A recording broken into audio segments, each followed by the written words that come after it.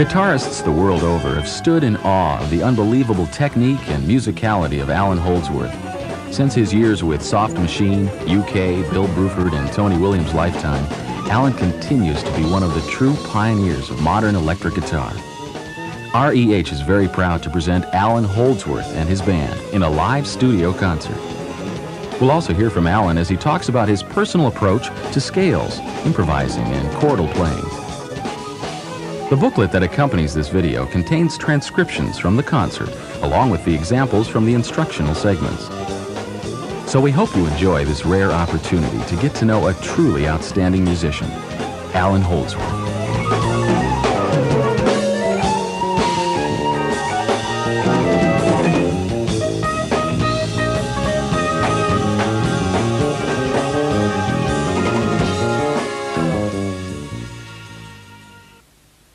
Hello. I never really wanted to do a video because I wasn't sure that I could actually do anything that would be of interest to anybody in this kind of format, because first of all, I don't think of myself as any kind of a teacher. I don't want anything that's really in this or anything that I say to be misunderstood. So I don't want to say that what I do is correct or anything. It's just so that you can have some kind of understanding of the way that I feel about music and my own music. And so a lot of this video is just going to be the guys playing. And then also I'm going to show what I consider to be like probably 10 of the most usable scales so that you can play over most anything. Well, this first tune that we're going to play is called Funnels, and I wrote it actually for a different group that were going to be playing at the Queen Mary Jazz Festival a few years ago. And the Queen Mary has 3 funnels, and that's why I called the tune Funnels.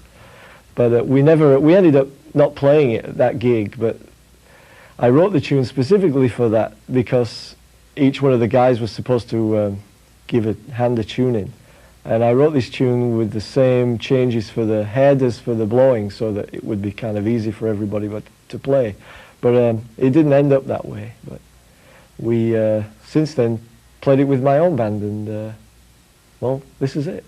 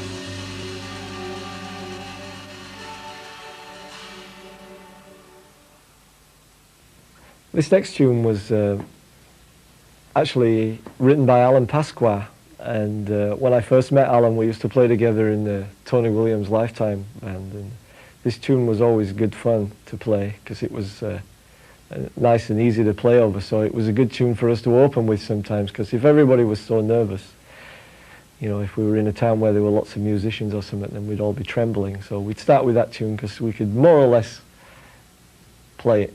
So here it is.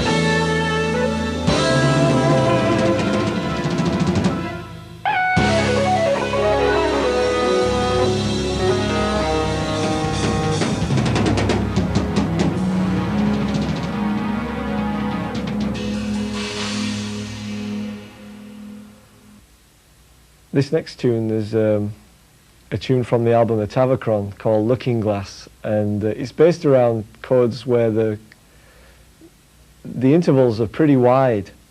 Like, for example, the first few chords are played on the first two strings and the last two strings only. But I like to do that because then you can give each tune a colour rather than just playing the same voicings for, you know, your favourite voicings in every tune.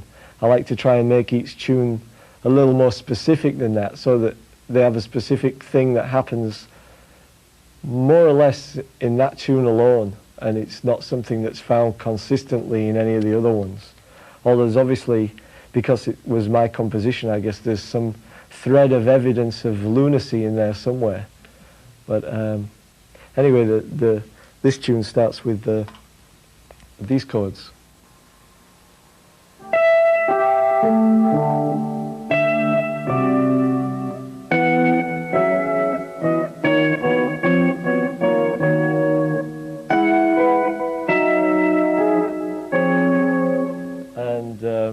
Well, here it is.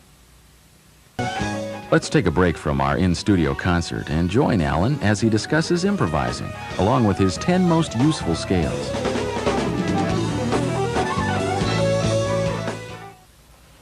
Well, I guess in the beginning I wanted to learn how to improvise. I was always interested in that, and I knew that if I wanted to improvise over chord changes, I'd have to figure out, you know, all the scales that went with all those chords. So because I was particularly stubborn, and my dad was always around to help me, but I didn't like to ask him because I wanted to figure it out on my own. Yeah, sure.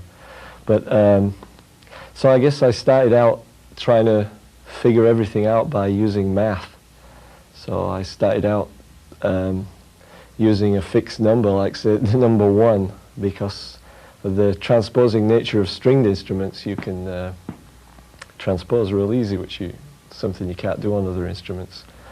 So I figured if I just started out with, say, 5-note scales, then I could take, just permutate them all, like 1 through 5, then 1, 2, 3, 4, 6, 1, 2, 3, 4, 7, etc., through to 12. And then I'd do the same with 6-note, 7-note, 8-note, and 9 notes. And then I catalogued them and filed them away, and threw away all the ones that had more than 4 semitones in a row, in a straight row. And I just analyzed them and looked at them until I could see chords within them. And then I realized that the way I think about chords is they're just parts of the scale that are played simultaneously, and as the chord changes go by, I don't so much think about a static chord voicing staying or changing. I just see like the whole of the notes on the neck change. And I guess for me the only thing that makes one scale different from another is not the starting note, it's the separation of the intervals. For example, if it's a D minor major 7 scale, the name which I give to a scale is only a means of identification. It's for no other purpose. So when I think of that scale, I don't think of it as starting on D. I think of it as it starts at the lowest available note on my instrument, which would be an E, and the highest available note, which would be another E, the high E. So that's basically how I think of scales. What I've done is I've figured out what I would say would be 10 really usable scales that you could use for playing over most anything. And there are plenty more, believe me, but these I think are the most usable ones. What you see here is all the notes of a C major scale all at once, from one end of the guitar to the other. And that's basically how I see scales. I see them from the lowest note to the highest note. I don't have a different name for a different scale that starts on any one of these notes, which there is. You can practically name any scale, come up with a different name from any note that you can start on. But for me, for the way my music is, it didn't really help. It was kind of a hindrance, really. So I abbreviated it to these symbols, And this first one, which means really like a D minor with a natural 6 to me, so that's what this is. And like I said, when I see scales, I see them the whole guitar neck like that. So it's just up to me to juggle the notes around and improvise and make melodies out of them. I think a good way to begin practicing scales basically is to try playing more than 3 notes on a string, just so you can break away from playing in a pattern like this F major or something like that.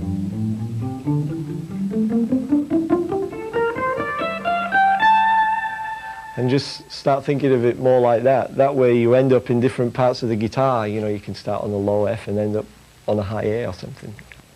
I guess the only thing I can say to help maybe people think about how to look at the whole fingerboard as one and kind of juggle it around is to, if I played something real simple from like just a C major scale, just to maybe you could see that it could go an awful lot further than this.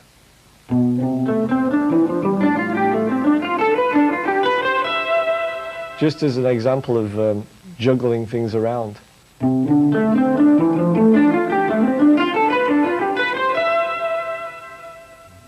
This is a D minor major 7 scale. This is my symbol for that, which is probably completely meaningless to anybody else but me, but that's okay. And what I'm going to do later, actually, and also in the booklet, is to show you how you can find chords in amongst all this, because like I said, I see the whole thing from top to bottom. So I can see these chord shapes in there, you know, like an A augmented chord, and of course the minor major 7. But I guess we'll go into that in more detail in the booklet. All of these scales that I've given here are not the same scales with different names. They're actually different based on the fact that they have different interval permutations. So this scale is an A minor major 7 and a flat 6. This is my symbol for that, which of course again is completely meaningless to anyone but me, but this is that scale. This scale is what I call a minor major 7 with a raised 4th, and I like this scale a lot. Some people refer to it as a harmonic major scale. Like if I played this in E, which I used in one tune from a while ago on the old IOU album, there was an E pedal section in a tune called Letters of Mark, was based kind of on this scale really. And I've heard some people call that scale a B harmonic major, but for me, like I said, I always relate them to the closest minor in my head, if there is anything in my head. This is the crazy symbol that I use for that, and the chords I was talking about were just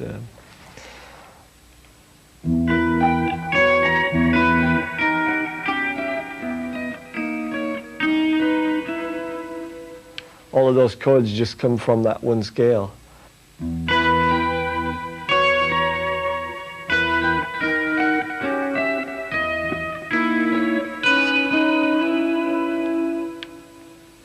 This next scale is a symmetrical scale. It's just what I call a double diminished scale. I think most people just refer to it as a diminished scale. So it's just the this one.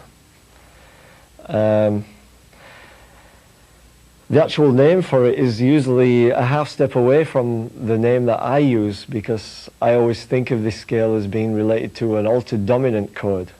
For example, if I played this scale, which is essentially these notes,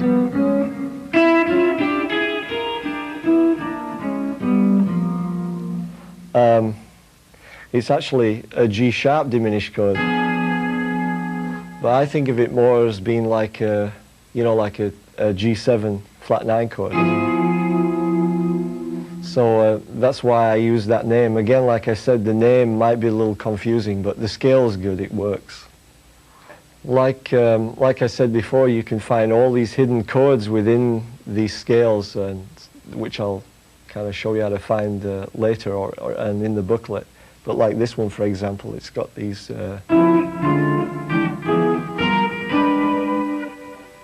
This scale's a very usable scale because it's very easy to disguise, but at the same time, if you play it in certain other ways, it's too recognizable and sounds pretty lame.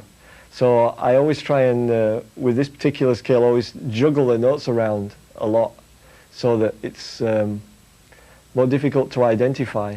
But yet, when you're listening to it, you can hear some kind of logic in there. These next three scales are what I just refer to them as basically kind of like jazz scales, but I don't use these particular three a lot, but I think it's really good to know them, so here they are. This is just like a B-flat major scale,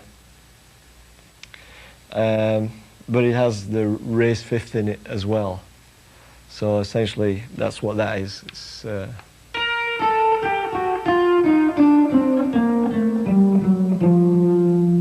those are the notes in that. This scale, I guess, again, this is my crazy symbol for it, and I just call it a C dominant 7 scale. It's basically just like a regular C major scale, but it has the flat 7 in it as well, so it's just like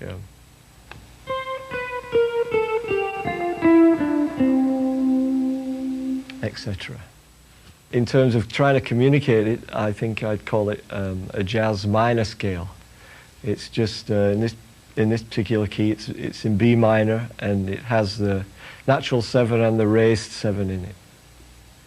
This is the second of the minor jazz scales, and this one's in A, and it's the only difference between this one and the other one is they both of the jazz minor scales have the raised 7, but the previous one had the natural 7 in it, and this one doesn't. It just has the raised 7, the 6th, the flat 6, or the raised 5th, however you want to look at it. Well, before I tell you about this last scale, there's obviously a lot of scales, and the thing is that a lot of them that I've experimented with don't complete themselves in 1 octave. They take 2 octaves and sometimes 3. But rather than trying to get into those right now, is this particular scale I've used quite a lot as a scale to modulate from one chord to another, or because it's a symmetrical scale, so it has a sound that you can recognize when you kind of hear it. And I'm not sure how you go about naming what key it belongs to. But for me, I think of this one as basically like a C minor, because a C minor, an E minor, or an A flat minor, because here you've got like the A flat minor and an A flat major triad, an A flat, a G minor and a G major triad at the same time. But as you can see, it's a perfectly symmetrical scale, so you can have some fun with that one.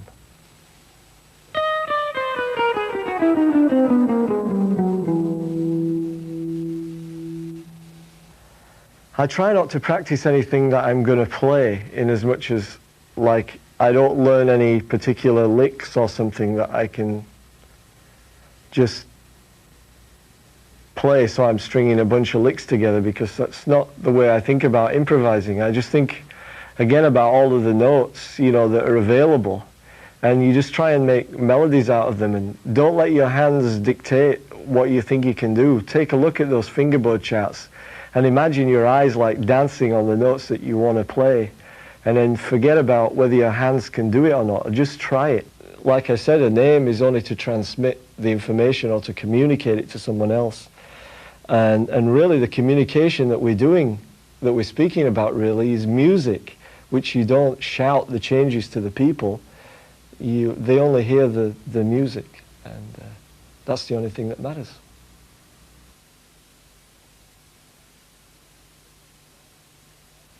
Well, I guess I started with the legato thing by accident, because I didn't really know what was happening, and I always wanted to play a horn, so I guess subconsciously I was trying to make the guitar sound more like a horn.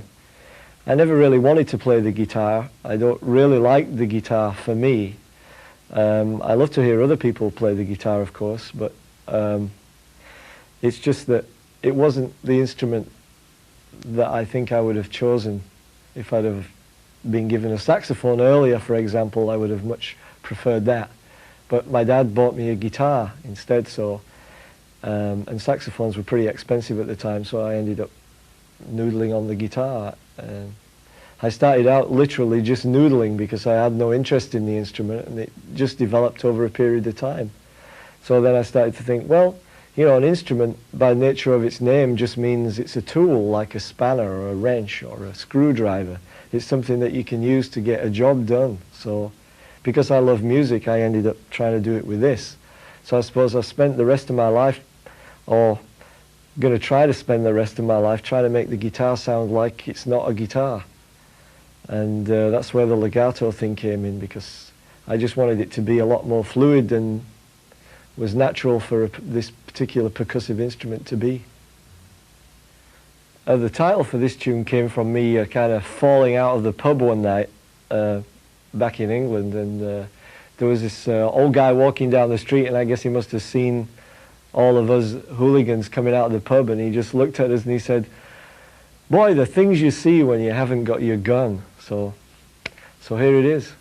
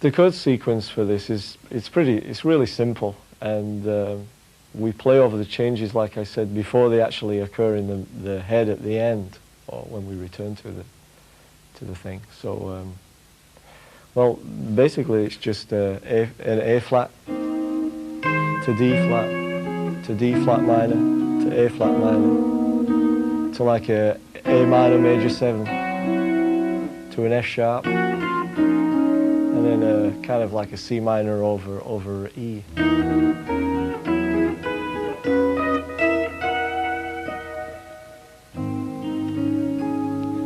Back to A flat.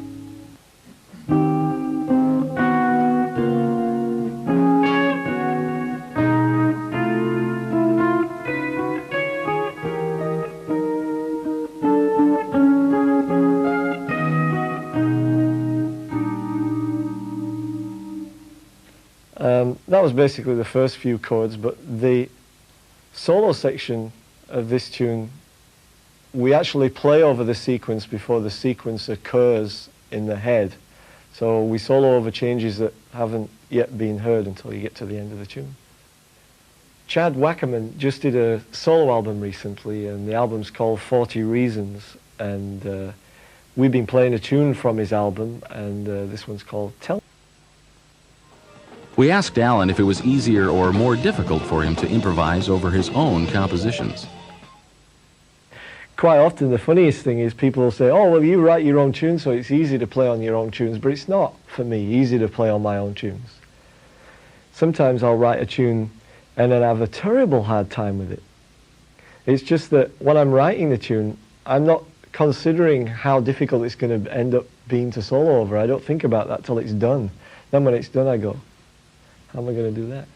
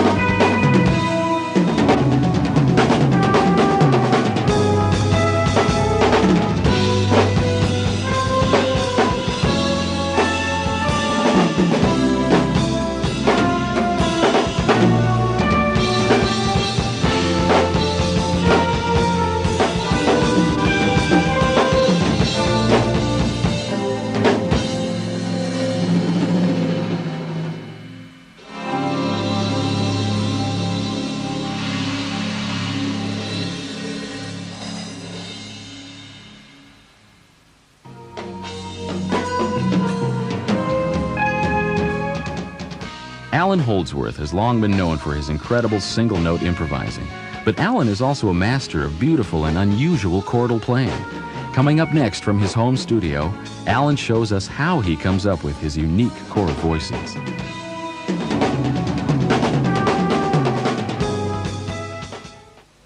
People ask me a lot about chords and the way I think about chords. And the way I do think about chords is I just think of them as being, say, members of a family.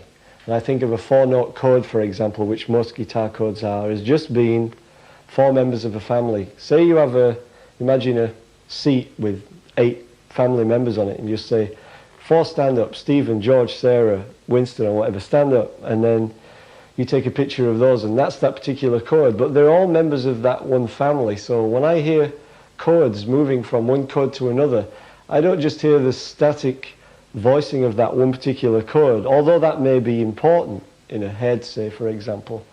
I see it more as being the families that change as you change from one chord to the next.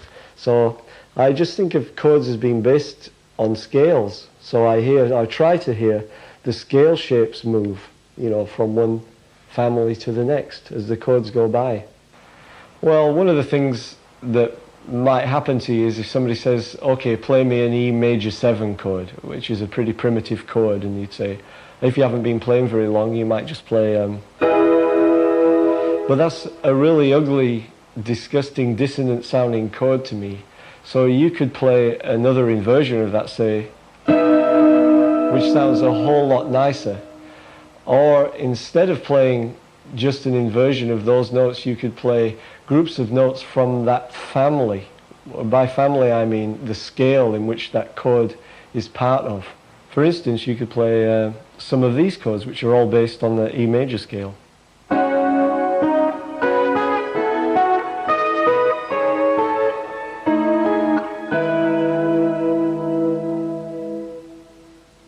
So if somebody said to you, well, okay, we're going to play a D minor chord now, a D minor 7, D minor 11 chord, what would you play? You know, so again, instead of just playing an inversion of a chord, which you could do a nice inversion, say, there are lots of other things that you could do as well, based on just the notes in the scale. So I'm just going to give you a few examples of those.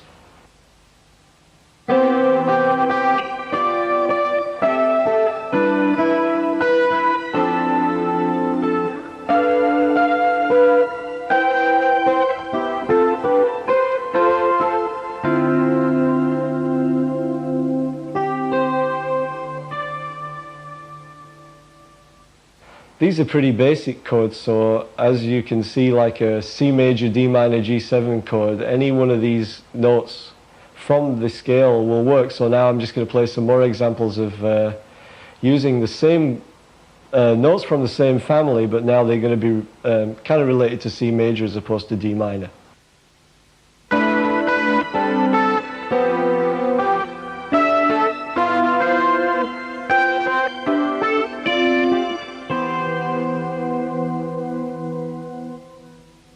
Okay, so now I'm going to give you a few examples of chords built on the scale, the minor major 7 with a flat 5 or raised 4, however you want to look at that.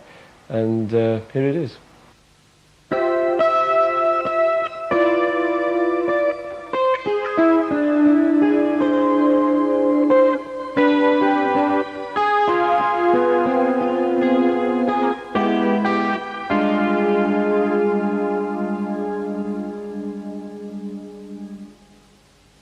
Here's some more examples. Same scale, like this one's in F, an F minor major 7 with a raised 4.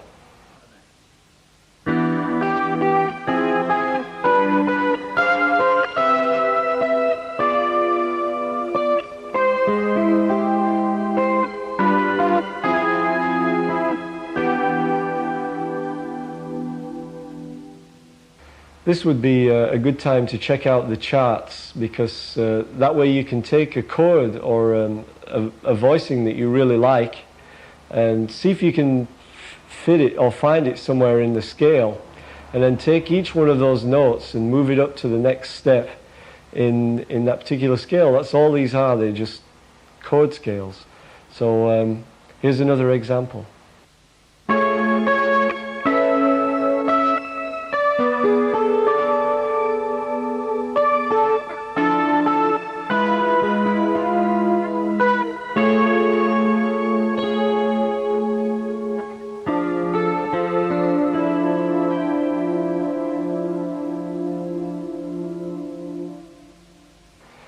I'd like to give you another example. This one's just like, say, a D flat 7 augmented chord, and I'm just going to base all of these other chords that you'll hear around the scale, and they're not different inversions of that chord, they're just based on the scales again.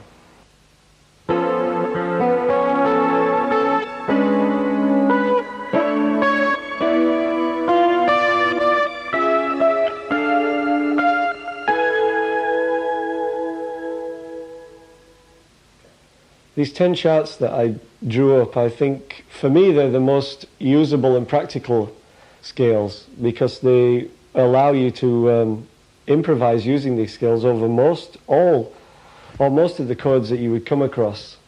I mean, there are more, obviously, and there's hundreds of thousands of different scales, and you go crazy trying to figure it all out. But I think these are very useful scales, particularly the first 5, because they're more harmonically defined than the last 5, which I group as the jazz scales. The jazz scales have extra notes, and 1 extra note usually in each one, which makes them in some ways a little more ambiguous, but nevertheless, I think they're really useful, and I think it's good to know them. And like I said, when you look at these charts, try and see the whole neck as if they were all lit up. You know, all those dots are lit up on the neck, and try and memorize those, so when you see chords go by, you see all of these notes changing under your hand.